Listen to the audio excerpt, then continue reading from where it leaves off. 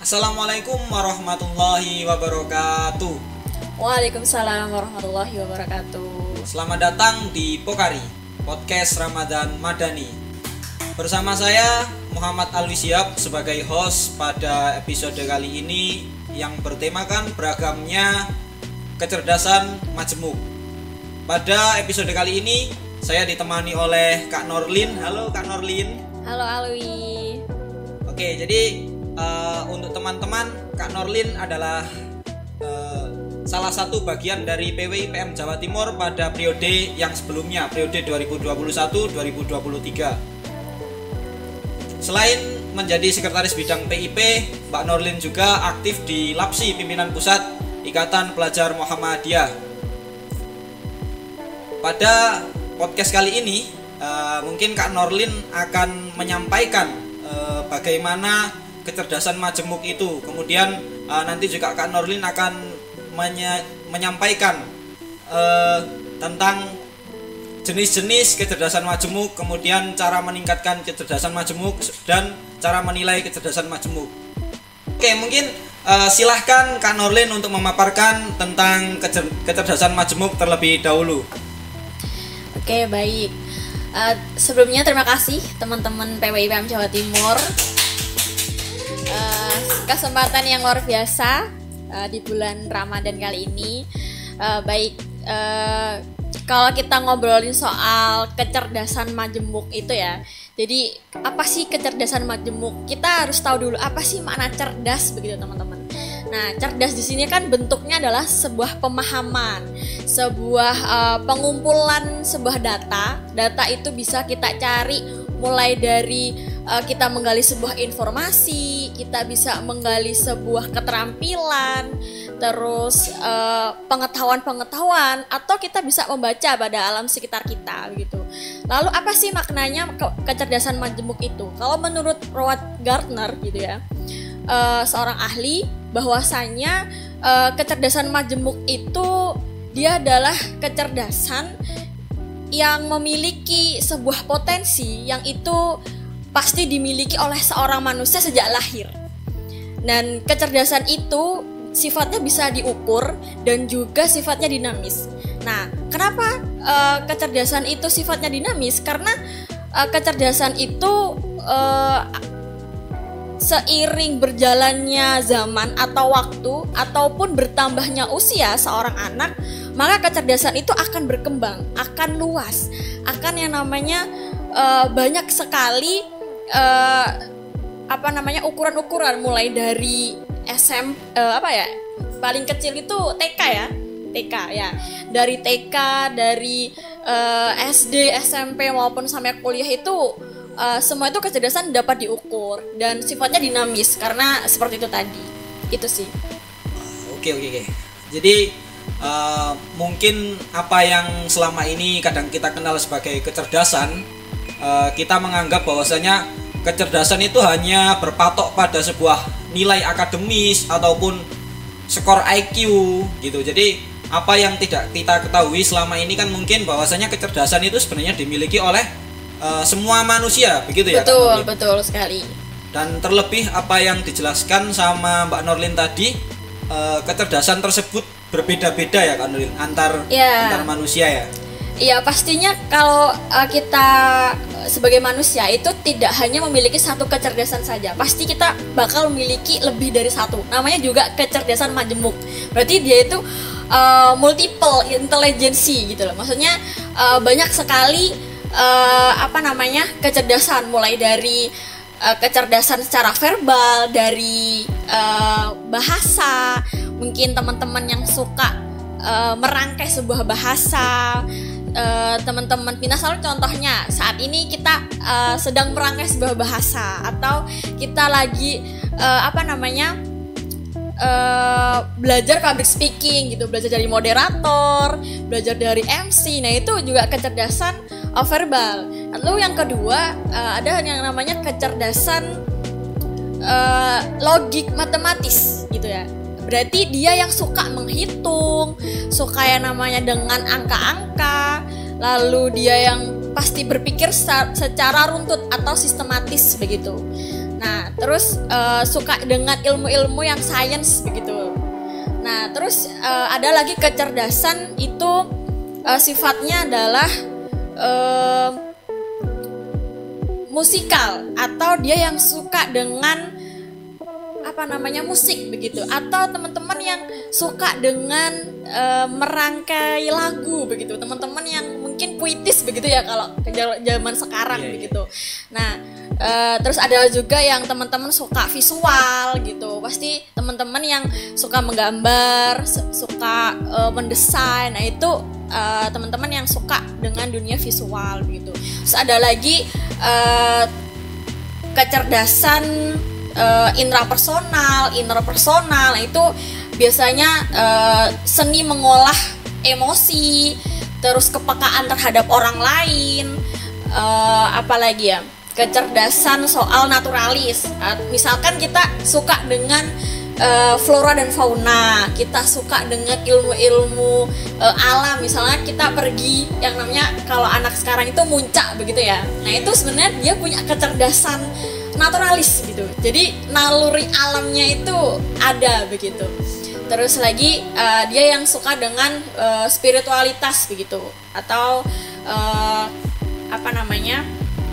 eksistensial begitu. Terus yang terakhir kecerdasan secara kinestik. Nah, kinestik ini bisa kita ambil dari bakat minatnya seorang siswa atau seorang anak. Mungkin dari siswa atau anak itu dia memiliki kecerdasan olah tubuh. Jadi kinestik kan olah tubuh atau olah gerak gitu. Contohnya dia yang suka olahraga voli, olahraga sepak bola begitu. Kalau anak-anak laki-laki, kalau perempuan biasanya ya badminton begitu. Nah, itu kecerdasan itu sebenarnya setiap manusia itu ada. Cuma kita itu kadang menganggap sebuah kecerdasan itu hanya soal kemampuan membaca, menulis, seperti itu saja. Tapi padahal kita punya kelebihan kecerdasan yang lainnya, begitu. Gitu ya, Mbak Nurlin ya. Jadi mungkin pertanyaan selanjutnya yang saya ajukan adalah mengenai peranan kemudian peranan pimpinan ya Kak Nurlin ya. Jadi sebagai pimpinan gimana sih caranya kemudian kita menilai dari kecerdasan tersebut gitu Kak Nurlin? Baik, kalau kita pimpinan ini menyoal IPM gitu ya? Iya Kak Nurlin. Oke. Kalau di IPM mungkin kita bisa fasilitasi teman-teman itu ya. Kalau teman-teman punya relasi begitu ya, relasi dengan psikolog begitu, teman-teman bisa yang namanya memfasilitasi dengan psikotes gitu. Nah, bagaimana psikotes itu adalah seperti yang saya paparkan tadi di awal, bahwa itu kecerdasan itu bisa diukur. Nah, bagaimana sih diukurnya? Ini pengalaman saya ketika saya masuk SMA begitu ya. Ketika kita masuk SMA, kita pasti dihadapkan dengan memilih jurusan gitu. Nah, memilih jurusan itu kan banyak sekali. Ada yang IPA, IPS, bahasa, terus agama begitu. Nah, kadang kita itu karena keterbatasan ilmu, kita nggak tahu apa sih kecerdasan kita, atau kita itu sebenarnya cenderung yang sains, sosial, atau bahasa begitu. Nah, maka di situ kita bisa mengambil yang namanya psikotes itu tadi gitu. Teman-teman IPM bisa memfasilitasi itu agar teman-teman IPM atau kader-kader yang lain itu mengetahui sejak awal bahwa dia itu sebenarnya cenderung ke arah sosial, cenderung ke arah sains, bahasa, dan lain. Jadi teman-teman ketika masuk sudah bisa memilih jurusannya seperti apa. Ketika di awal sudah terdeteksi dari awal atau sudah dini teman-teman sudah tahu, maka kehidupan yang lain atau kita mengambil sekolah yang lebih tinggi itu kita sudah tidak lagi salah jurusan begitu ya. Karena kan anak-anak sudah kuliah tapi sudah salah jurusan gitu loh. Nah, itu kan yang teman-teman akhirnya di belakang nantinya bakal capek sendiri karena salah seperti itu. Itu sih. Jadi karena di dalam psikotes itu kita dilatih yang namanya TPA gitu ya, tes potensi akademik, atau TPA, terus APD, analisis potensi dini ya, diri diri. Ya itu. Nah itu kan juga membutuhkan, pasti itu apa ya Kak? Karena itu membutuhkan biaya begitu. Nah makanya jadi pimpinan itu harus bisa membangun relasi. Jadi kecerdasannya membangun relasi ini ada kecerdasan interpersonal gitu loh. Ya itu yang teman-teman harus tahu. Jadi aktivis itu ada kecerdasannya interpersonal itu tadi. Jadi teman-teman bisa peka atau membangun sebuah relasi komunikasi begitu. Kalau misalkan teman-teman mau menganalisis misalkan begini, ini di IPM bisa di pelatihan begitu ya. Di pelatihan itu pasti kita tidak asing dengan kata-kata ansos begitu, ansos atau AI begitu ya. Nah di dalam ansos AI itu kan sebenarnya kita sudah disuruh untuk bagaimana kita itu menilai apa yang menjadi kelebihan kita. Kita dilatih untuk apa sih kekuatanmu pada dirimu sendiri. Lalu yang kedua bagaimana sih kelemahan. Pasti Alwi tidak asing nih. Bagaimana pernah kita belajar di pelatihan. Ya, sampai apa ini perkaderannya? Sudah alhamdulillah saat ini saya sudah sampai di Taruna Melati 2. Oke, alhamdulillah. Nah, di situ kan pasti tidak asing kan namanya ansos begitu. Bagaimana sih kekuatanmu hari ini? Lalu bagaimana sih kelemahanmu hari ini? Terus kelebihanmu, peluangmu, terus lagi ancamanmu. Nah, ketika kita sudah tahu dari awal apa menjadi kelebihan kita, maka itu akan menjadi peluang bagi kita. Tapi kalau kita itu tidak tahu kelebihan, hanya kita fokus pada kelemahan-kelemahan yang kita miliki, padahal kecerdasan itu banyak sekali, maka itu menjadi sebuah ancaman gitu. Nah itu yang harus kita pahami bersama itu, Alwi.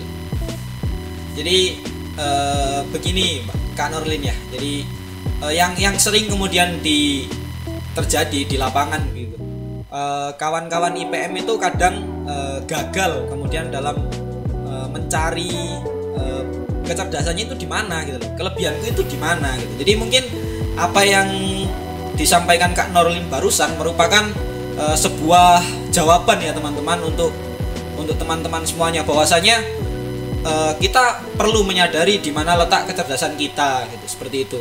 Nah mungkin untuk pertanyaan saya selanjutnya seperti ini Kak Norlin. Jadi bagaimana kemudian cara kita meningkatkan kecerdasan majemuk seperti itu? Intinya dari kecerdasan itu ketika kita sudah tahu kelebihan kita atau kekuatan kita, ya kita fokus gitu loh. Kita fokus apa yang menjadi kelebihan kita gali apapun. Jadi sejak sekarang itu kita harus banyak pengalaman gitu.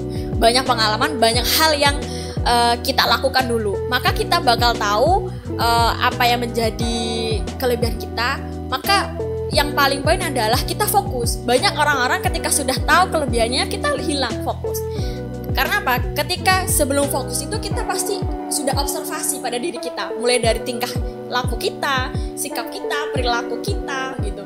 Nah, maka kita harus fokus. Nah, fokus di sini juga harus fokus juga dibarengi dengan dukungan dengan orang tua kita. Karena meningkatkan sebuah keintelijensia itu kita tidak bisa sendiri gitu. Pasti kita juga membutuhkan dorongan dengan orang lain. Apalagi soal orang tua, karena pelajar pasti dekat dengan orang tuanya, ibunya, ayahnya. Nah, karena dalam hal itu maka semua potensi-potensi yang kita miliki bisa tersalurkan, bahkan itu menjadi cita-cita besar bagi kita nanti. Gitu. Jadi banyak sekali ya yang kemudian tadi disampaikan Kak Norlin dalam membahas mengenai kecerdasan majemuk. Jadi yang pertama mengenai kecerdasan majemuk itu sendiri merupakan penyadaran bagi kita semua bahwasanya banyak sekali kemudian kecerdasan yang dimiliki oleh manusia, dan fakta bahwa setiap manusia memiliki kecerdasan masing-masing yang mungkin itu berbeda-beda dengan orang yang lain gitu. Kemudian tadi mengenai jenis-jenis kecerdasan juga sangat banyak sekali ya ternyata Kak Norlin ya. Iya. Tadi apa aja tadi Kak Norlin? ada verbal, logik, kemudian apa lagi? Terus visual, kinestik, terus lagi musikal, interpersonal, terus lagi ada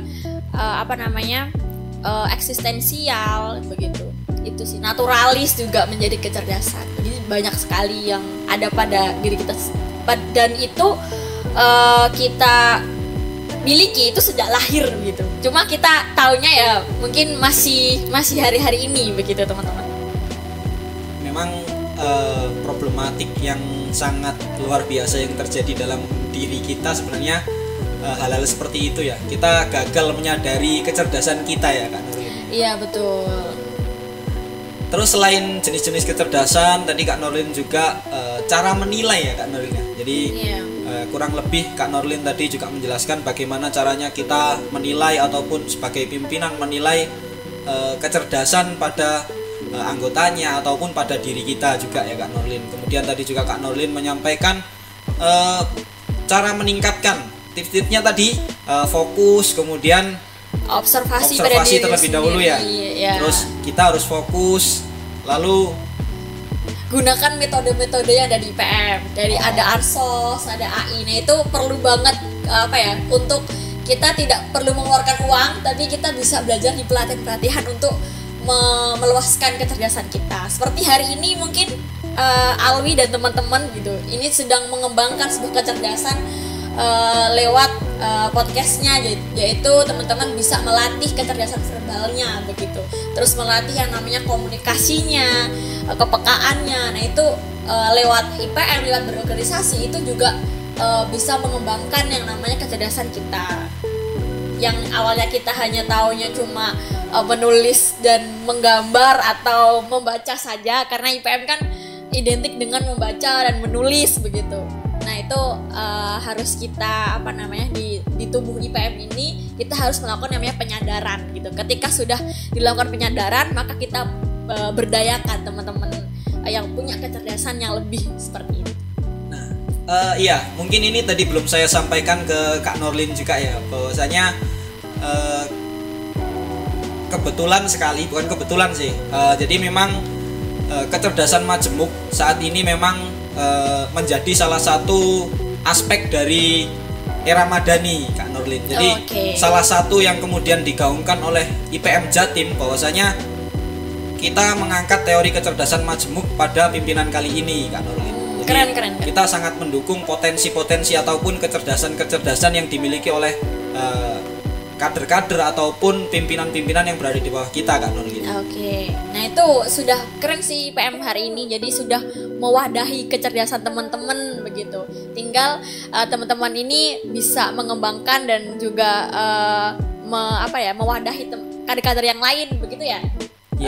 Dalam era madani. Jadi dalam era madani ini IPM Jatim berusaha untuk kemudian bisa mewadahi segala kecerdasan yang dimiliki oleh kader-kader IPM se-Jawa Timur Kak Nurlin. Oke, baik Kak Nurlin. Jadi mungkin sudah sangat lama ya kita berdiskusi dari awal mulai tadi, kurang lebih 19 menit ataupun 20 menit ini ya Kak Nurlin kita berdiskusi. Nah mungkin sebelum kita menutup sesi podcast kita pada kali ini, apakah ada closing statement dari Kak Nurlin? Closingnya, teman-teman tetap fokus pada kelebihan teman-teman. Yang menjadi kecerdasan teman-teman tidak hanya satu saja, tetapi banyak sekali kecerdasan, cuma kita kurang menggali itu, kurang yang namanya diwadahi akan wadah-wadah yang membuat kita untuk mengembangkan sebuah kecerdasan. Maka tetaplah fokus pada kelebihanmu, tinggalkanlah kelemahanmu. Buat kelemahan-kelemahanmu itu menjadi pelajaran berharga buat kamu untuk meningkatkan kecerdasan yang itu membuat cita-citamu berhasil nantinya. Baik, closing statement yang sangat luar biasa nampaknya dari Kak Nurlin. Oke, terima kasih atas closing statementnya tadi, closing statement yang sangat luar biasa dari Kak Nurlin. Terima kasih banyak Kak Nurlin sudah bersedia hadir bersama kami di Pokari. Baik, sama-sama Alwi. Dan untuk teman-teman semuanya, terima kasih sudah menonton dari awal sampai selesai. Sampai jumpa di Pokari yang selanjutnya.